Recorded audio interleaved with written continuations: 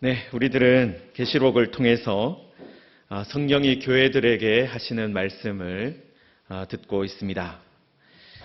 계시록의 말씀이 2000년 전에 에베소 교회라든지 또 오늘 우리가 읽은 서머나 교회에 제한적으로 그 교회에만, 그 시대에만 주어졌다. 그렇게 생각하면 성경을 좀 오해하는 것입니다. 지난주에도 제가 말씀을 드렸지만 끝나는 한 교회의 이야기가 끝날 때마다 귀 있는 자는 성령이 교회들에게 하시는 말씀을 들어라. 그렇게 되어 있죠. 에베소 교회에 사셨던 말씀이지만 그것을 어떻게 하는 거예요? 모든 교회들이 교회들 해서 복수로 되어 있다라는 것입니다. 그래서 우리들이 이 말씀을 소중히 여기고 또 이 말씀을 잘 듣는 교회가 되면 이 계시록에 기록된 복이 우리의 것이 된다라는 것입니다. 에베소 교회만, 서머나 교회만 이런 은혜와 복을 경험하는 것이 아니라 바로 우리들도, 말씀을 듣는 우리들도 경험하게 되고 우리들도 어떤 자가 되는 거예요? 이기는 자가 된다라는 것입니다. 자, 그런데 지난주에 우리 말씀을 들을 때 말씀을 주의 깊게 들으면 어떤 삶을 살게 된다고 말씀드렸습니까? 회개하는 삶을 살게 된다 말씀을 드렸습니다. 그런데 우리가 말씀을 주의 깊게 듣고 회개의 삶을 살게 되면 어떤 일이 일어납니까? 처음 사랑과 처음 행위가 다시 연결되어지는 그런 복을 누리게 되는 것입니다. 그래서 우리들이 첫사랑을 회복하고 또 처음 행위를 회복하는 길은 다른 길이 있는 것이 아닙니다. 말씀을 듣고 그 말씀에 비추어서 나의 잘못된 부분, 우리 교회의 잘못된 부분을 회개하며 고칠 때 그런 은혜가 일어나는 것입니다. 바로 그런 회개하는 자가 어떤 사람이라는 거예요? 결국은 이긴 자가 되는 것입니다. 자, 그런데 오늘 우리는 서머나 교회에 대한 말씀을 읽었습니다. 이 서머나가 어떤 곳이냐면 에베소로부터 한 북쪽으로 80km 정도 떨어진 곳에 있습니다. 그리고 이것도 에베소처럼 항구를 끼고 있는 도시입니다. 2000년 전에 이미 인구가 한 20만에서 30만 정도 되었다라고 합니다. 그러니까 상당히 크고 부유한, 번영한 그런 도시라는 거죠. 그리고 여기 서머나라고 할 때 머라는 이 단어가요, 몰약이라는 그런 뜻을 가지고 있습니다. 그러니까 이 지역이 이 몰약이라는 이 향품으로 아주 유명한 지역이었다는 것을 알 수가 있죠. 그래서 자연스럽게 항구도 끼고 있고 어떤 특산물도 있고 그런 것을 보면 이곳이 상당히 부유하고 번창했습니다. 그리고 이곳에 아주 유명한 사람들도 많이 있었는데요. 여러분, 호머라고 아마 그리스의 시인을 들어보셨을 것입니다. 그 호머도 바로 이 서머나 출신이었습니다. 그래서 이런 문학도 발달했고 또 과학도 의술도 상당히 발달했던 도시라고 합니다. 그런데 이런 물질 문명이 발달한 것뿐만 아니라 황제 숭배와 어떤 여신들을, 로마의 여신들을 섬기는 그런 일도 아주 발달된 그런 도시였습니다. 자, 바로 그런 곳에 교회가 세워진 것입니다. 자, 그런데 우리 주님께서 그 서머나 교회를 향해서 자신을 어떻게 소개하고 있습니까? 처음이요 마지막이며 죽었다가 살아나신이라고 소개하고 있습니다. 제가 1장, 2장, 1장을 하면서도 여러 번 말씀을 드렸는데 주님은 시작만 하시는 것이 아니라 마무리도 책임져 주시는 분이십니다. 우리는 지금 내일이 매우 불안한 그런 시대를 살아가고 있습니다. 지금은 이렇게 살고 있지만 내일 어떻게 될지 잘 모르겠습니다. 코로나19가 우리의 모든 미래까지도 불안하게 만들고 있는 것이죠. 많은 학자들이 지금은 우리나라는 좀 잠잠해져 가고 있지만 가을이 되면 또 겨울이 되면 2차 폭발이 일어날 것이다. 그래서 또 수천 명이 감염자가 생길 수 있다. 그렇게 예측을 하고 있습니다. 또 그런 일이 일어나면 어떻게 되겠습니까? 또다시 정말 사회적 거리를 두기를 하면서 그런 모일 수 없는 그런 상황이 벌어질 수도 있다라는 것이죠. 그래서 이렇게 모두가 미래가 없는, 미래가 잘 보이지 않는 그런 시대를 우리도 살고 있습니다.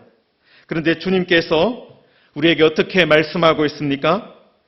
나는 처음이요 마지막이다 라고 말씀해 주십니다. 끝까지 책임져 주겠다고 말씀해 주십니다.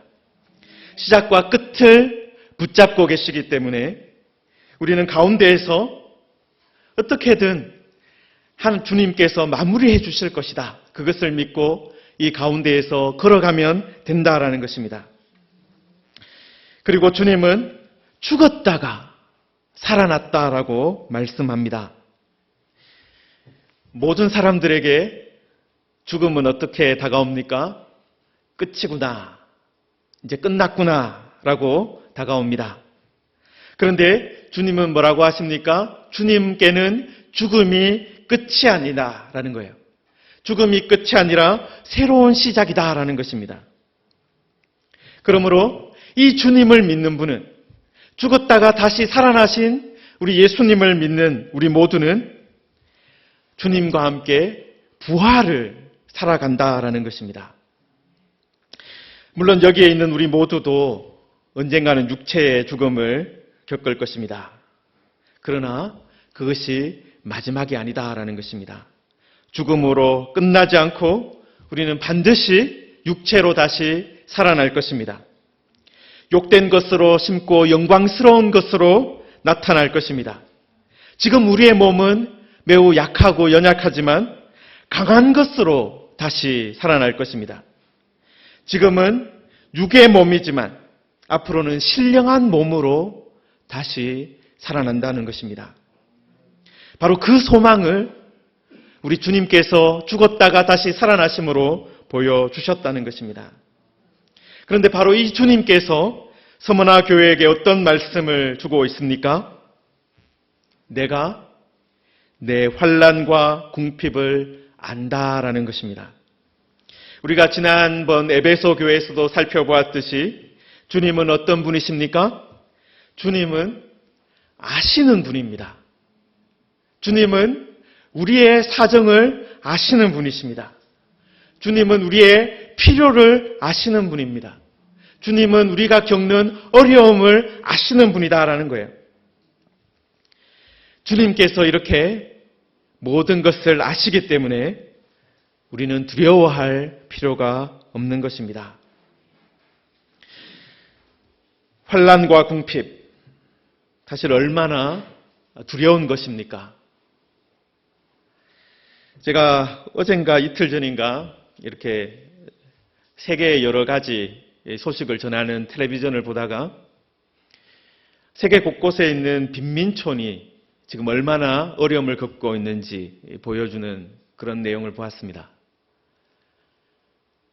온 도시가 이렇게 멈췄으니까 이 하루 일해서 하루 벌어먹는 이런 사람들이 살 길이 없다. 그것을 호소하는 것을 보았습니다. 여러분, 우리들은 상대적으로 다른 나라들에 비해서 사정이 낮지만 그런 궁핍 가운데 있고 환난 가운데 우리들이 놓여 있다고 한번 생각해 보십시오. 그것이 얼마나 두려운 일이겠습니까? 지금 당장 먹을 것이 없다. 얼마나 두렵습니까? 여러분, 아까 말씀드린 것처럼 서머나는 아주 부유한 항구 도시입니다. 값비싼 향유가 거래되는 그런 곳입니다. 그런데 그 가운데서 서머나 교회가 어떤 상황에 처해 있는 거예요? 환난과 궁핍에 처해 있는 것입니다. 다른 사람들에 의해서 손가락질 받으며 고립되어 있는 것입니다.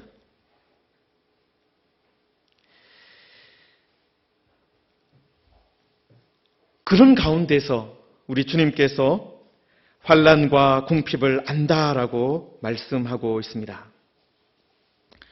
물론 서문화 교회를 향해서 다른 사람들은 이렇게 말할 수도 있습니다. 야, 너희가 믿는 하나님이 천지를 창조하셨다고 하는데 너희들은 왜 그렇게 궁상맞게 살고 있느냐? 너희들은 왜 그렇게 어려움을 겪는 것이냐? 그런 말들이 서문화 교회 성도들에게 큰 상처가 되었을 것입니다. 그런데 주님께서 서문화 교회를 향해서는 뭐라고 말씀하시는 거예요? 너의 환난과 궁핍을 안다라고 말씀해 주시는 것입니다. 그리고 더 나아가서 실상은 내가 부요한 자니라라고 말씀해 주셨습니다. 여러분, 왕자와 거지라는 이 마크 트웨인의 소설을 한 번은 들어보셨을 것입니다.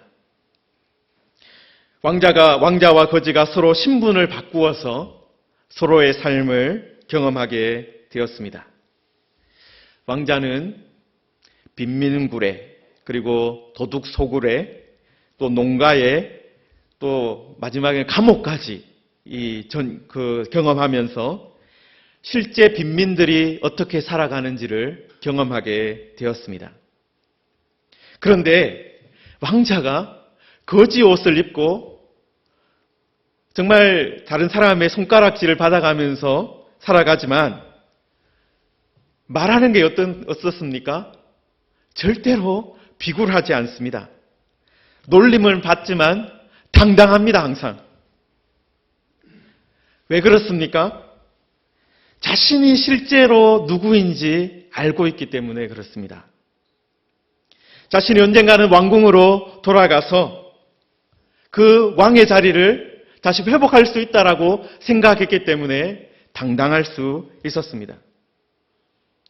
왕궁에 돌아가서 옥새가 어디 있는지 말할 수 있는 유일한 사람이기 때문입니다. 그래서 왕자는 옷은 거지의 옷을 입고 있었지만 왕자처럼 행동하고 말을 했습니다. 성도 여러분, 주님은 우리에게 우리의 실제의 모습이 어떠한지를 또한 말씀해 주고 있습니다. 우리의 실제의 모습은 어떻다는 거예요? 우리가 하나님의 자녀이다. 하나님의 나라를 상속받을 자이다. 그래서 우리들이 지금 여기에서는 환난과 궁핍 가운데 살아갈 수 있지만 우리들은 하나님의 자녀로 실제로는 부요한 자다라고 알려주시는 것입니다. 이렇게 우리의 실제의 모습을 아는 것 매우 중요합니다. 우리 옆에 있는 분들한테 가까이 이렇게 말씀하지 마시고 옆에 있는 분들에게 한번 말씀해 주십시오. 당신은 부요한 자입니다. 당신은 부요한 자입니다. 라고 한번 말씀해 주시기 바랍니다. 네, 당신은 하나님의 자녀입니다. 예, 당신은 하나님의 상속자입니다. 그렇게 말씀해 주십시오.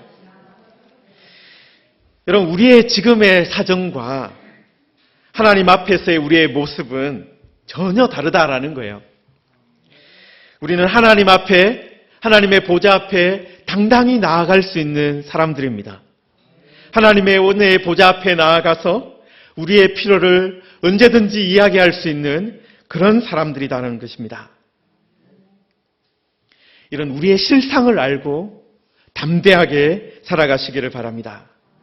그리고 주님께서 이 서문화 교회의 특별한 말씀을 하나 또 하셨습니다. 자칭 유대인들이라 하는 자들의 비방도 알거니와 실상은 유대인이 아니요 사탄의 회당이다. 여기에 보시면은 성도들만 우리 주님께서 하시는 것이 아니라 누구도 하는 거예요. 우리를 향해서 비방하고 우리를 향해 손가락질하는 것도 다 주님께서 아신다라는 거예요. 그래서 우리들이 전도하거나 우리가 복음을 나눌 때 우리를 향해서 비방을 하거나 막 이렇게 우리를 해코지 할 때 저 사람들이 뭘 알아야 되는 거예요? 주님께서 그것을 보고 있다는 것을 알아야 될 건데 그 마음을 우리가 가지고 불쌍히 여겨야 합니다. 자, 그런데 여기에 보시면은 서머나에 아마 유대인들이 있었던 것 같습니다. 그리고 그들이 모여서 예배를 드리는 회당도 있었던 것 같습니다. 그런데 유대인들은 어떤 사람들입니까? 자신들을 향해서 우리만 하나님의 자녀들아. 우리가 하나님의 선택받은 자들이다. 다른 사람들은 아니다라고 말하는 그런 사람들이죠. 교회를 향해서, 교회도 어떤 곳입니까? 성경을 읽으면서 하나님을 믿는다라고 말을 하지 않습니까? 그런데 그 성도들을 향해서 유대인들이 어떻게 말하는 거예요? 야, 너희들은 가짜야. 너희들은 짝퉁이야. 너희들은 유대인이 아니기 때문에, 너희들은 혈통적으로 유대인이 아니기 때문에 하나님께 선택받지 못했어. 그렇게 말을 했다라는 것입니다. 유대인들은 하나님을 믿는다고 하면서 무엇을 만들었습니까? 담을 만드는 거예요. 벽을 만들었습니다. 그래서 그 안으로 들어올 수 없도록 했습니다. 그런데 우리 주님께서 그런 유대인들을 향해서 담을 쌓고 벽을 쌓고 우리들만 하나님의 선택받은 자들이다라고 말하는 그들을 향해서 어떻게 말씀하셨다는 거예요?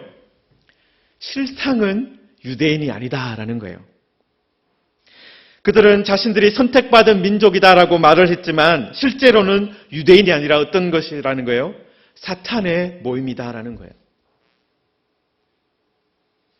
예수님께서 유대 땅에서 사역할 때 이런 말씀을 똑같이 하신 적이 있습니다. 여러분, 예수님께서 사역할 때도 어떤 사람들이 있었습니까? 스스로를 가리켜서 우리는 거룩한 자들이다. 구별된 사람들이다. 말하는 그런 사람들이 있었습니다. 바로 바리새인들이죠. 그들은 스스로 하나님 앞에서 우리가 깨끗하다. 그렇게 말을 했습니다. 작은 것도 11조를 드렸고 잔과 대접의 겉도 깨끗하게 하며 살았습니다. 그런데 우리 주님께서 그 사람들을 향해서 어떻게 말씀하셨습니까?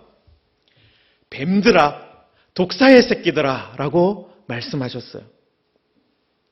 주님은 그들이 깨끗해 보이지만 그 깨끗해 보이는 그릇 안에 탐욕과 방탕이 가득 차 있다. 실제로는 하나님을 모른다라고 그들의 실상을 드러냈다라는 것입니다. 성도 여러분, 우리들만이 유대인이다. 우리들만이 하나님의 선택받은 자들이다. 우리들만이 하나님의 은혜를 받는 사람이다. 그런 주장을 하는 것은 영적인 교만입니다. 하나님의 은혜를 짓밟는 그런 행동입니다. 우리들도 이런 교만에 빠지지 않도록 늘 조심해야 하는 것입니다. 여러분, 그런 말을 우리만 구원받는다. 우리만 천국 간다. 이런 말을 누가 하는 것입니까? 이단들이 하는 말이에요. 신천지가 하는 말입니다. 14만 4천만. 여러분, 그것은 아주 큰 영적인 교만이다라는 것을 우리가 꼭 기억해야 합니다. 복음은 우리에게 어떻게 말합니까? 예수 그리스도를 믿는 자마다, 예수 그리스도의 십자가와 죽음을 믿는 자마다 누구든지 하나님의 자녀가 될 수 있다라고 말씀해주고 있는 것입니다. 자, 그곳에 있는 서문화 교회, 참 이런 유대인들의 비방을 받아가면서 믿음 생활을 하고 있었습니다. 그런데 그들을 향해서 너희들이 지금 유대인들에 의해서 비방을 받고 있지만 그들은 사탄의 배고 너희들은 하나님의 자녀다. 실제로는 너희가 부요한 자고 하나님의 자녀다. 그것을 주님께서 말씀해 주고 있습니다. 그리고 10절에 보시면 우리 주님께서 서머나 교회를 향해서 또 어떻게 말씀하십니까? 너는 장차 받을 고난을 두려워하지 말라 하셨습니다. 여러분 사실 이 말씀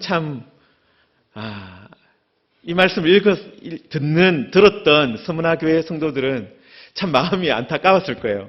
왜냐하면 지금 또 환난과 궁핍 가운데 있는데 앞으로 받을 고난이 더 있다라고 지금 주님께서 말씀해 주시는 거잖아요. 참 힘든 말씀이죠. 앞으로 받을 고난이 더 있다. 이제 고난은 끝났습니다. 이제는 궁핍이 끝났습니다. 이제 모든 사탄의 회가 다 무너졌습니다. 이제는 너희들은 자유롭게 살아도 됩니다. 그런 말씀을 바로 주시면 좋겠는데 장차 받을 고난이 더 있다라고 말씀해 주셨습니다. 마귀가 너희 가운데 몇 사람을 옥에 던져 시험을 받게 하겠다. 그렇게 또 말씀하셨어요. 참 어려운 말씀입니다. 감당하기 힘든 말씀이죠. 우리도 사실은 어떻게 기도합니까? 지금 당장 환난과 궁핍과 모든 고난이 끝나게 해주십시오. 코로나19가 하루빨리 마무리되게 해달라고 기도합니다. 그런데 그렇게 우리들이 기도하고 있었는데 갑자기 주님이 나타나셔서 내 환난과 궁핍을 안다라고 말씀하시면 우리는 당장 어떤 것을 기억하겠습니까? 이 환난과 궁핍이 이제 끝나겠구나. 그것을 기대할 것입니다. 그런데 주님께서 어떻게 말씀하시는 거예요? 장차 받을 고난이 더 있다라는 것입니다. 남아 있다라는 것입니다. 그렇습니다. 우리 모두는 사실은 예수님의 십자가와 고난으로 모든 고난이 끝났기를 기대합니다. 주님의 십자가로 이제 우리는 그 고난에서 면제되기를 소망합니다. 그러나 이 세상이 다시 새롭게 될 때까지 어떻다는 거예요? 장차 받을 고난이 남아 있다라는 것입니다. 가시와 엉겅퀴가 계속해서 땅에서 솟아난다라는 것입니다. 여러분 코로나19가 끝난다고 해서 어떤 치료제가 개발되고 백신이 개발되면 코로나19는 끝날 수 있습니다. 그 위협에서 우리들이 이제 떠날 수 있을 것입니다. 그런데 코로나19 같은 바이러스가 언젠가는 또 생길 수 있다라는 것이죠. 여러분 장차 받을 고난, 가시와 엉겅퀴가 계속해서 땅에서 솟아날 것입니다. 그래서 우리들은 흙으로 돌아갈 때까지 계속해서 얼굴에 땀을 흘려야 한다라는 것입니다. 그런데 그 고난과 시험 가운데 우리가 알아야 하는 것이 있습니다. 그것은 우리 주님께서 고난과 환난과 시험을 가장 앞장서서 받으셨고 또 주님께서 우리가 견뎌야 할 고난과 시험과 환난이 어떤 것인지 아신다라는 것입니다. 그리고 10절에서 주님은 또 어떻게 말씀하십니까? 너희가 10일 동안 환난을 받겠다. 그렇게 말씀하셨죠. 여러분 10일이라는 이런 기간이 뭐라고 어떤 것입니까? 고난과 시험과 환난이 무제한적이지는 않다라는 것입니다. 한계가 있고 끝이 찾아온다는 것입니다. 10일이 지나면 끝난다라는 것이죠. 그렇습니다. 우리들은 모두 다 한계가 있습니다. 우리가 감당할 수 있는 만큼 하나님께서 우리에게 고난도 주실 줄 믿습니다. 그렇기 때문에 이것이 이 정도는 우리가 견딜 수 있기 때문에 하나님께서 이런 가시도 주시는구나. 엉겅퀴가 나의 밭에서 나게 하시는구나. 그것을 기억하시기 바랍니다. 여러분 그리고 주님께서 서머나 교회를 향해서 뭐라고 말씀하세요? 죽도록 충성해라. 죽기를 각오하고 주님을 위해서 살라라고 말씀하십니다. 여러분, 이 말씀은 대충 하지 말라는 것이죠. 대충 하지 말라. 그냥 은근슬쩍 넘어가지 말라는 것입니다. 어쨌든 끝이 올 거니까 대충 해도 되겠다. 그게 아니라 지금 최선을 다해야 된다는 것입니다. 가시와 은근키가 계속 돋아날 것이기 때문에 그냥 놔둬도 계속 날 거 그냥 가만히 놔두자. 그게 아니라 가시와 은근키를 걷어내지 않으면 씨앗을 심을 수가 없는 것입니다. 또 날 건데 하고 가만히 내버려 두면 그 땅은 가시와 은근키 밭이 되는 것입니다. 그러나 그것을 우리 주님께서 아신다. 주님께서 나를 보신다. 그것을 믿고 가시와 은근키를 걷어내고 씨앗을 뿌리면 어떻게 되는 거예요? 옥토로 변해가는 것입니다. 사람을 살리는 생명의 곡물들이 자라나는 것입니다. 바로 그렇게 하라는 거예요.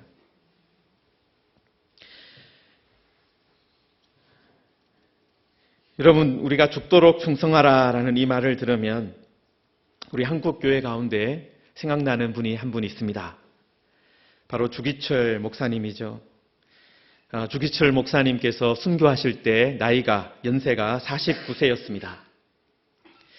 그런데 43세가 되셨을 때 이제 일제에 의해서 많은 고난을 당하시고 그럴 때 이런 말씀을 하셨다고 합니다. 백합화가 시들어서 떨어지는 것은 향기가 다 없어진 다음에 떨어지는 것이니까 나는 아직 향기가 날 때 젊은 시절에 주를 위해서 죽으면 그 향기가 더할 것이다. 그렇게 말씀하셨답니다. 백합화가 다 시들어서 향기가 없어져서 떨어지는 것이 아니라 나는 아직 향기가 남아있을 때 죽고 싶다. 주님을 위해서 죽는 것이 대충 사는 것이 아니라 주님을 위해서 모든 것을 드리는 삶이 얼마나 귀한 것인지를 일찍부터 깨달았던 것입니다. 그래서 그 엄혹한 일제시대에 신사참배를 강요받던 그때 일편단심 주님을 위해서 충성했던 것입니다. 그리고 주기철 목사님의 부인이셨던 오정호 사모님이 계셨는데요. 여러분, 그분이 1947년에 44살의 나이로 돌아가셨습니다. 그런데 해방되고 나서 권력층에 있는 사람들이 주기철 목사님 사모님을 찾아와서 이렇게 말을 했습니다. 주기철 목사님이 소위 말해서 항일투쟁을 하다가 돌아가셨으니까 상장을 주겠다라는 거예요.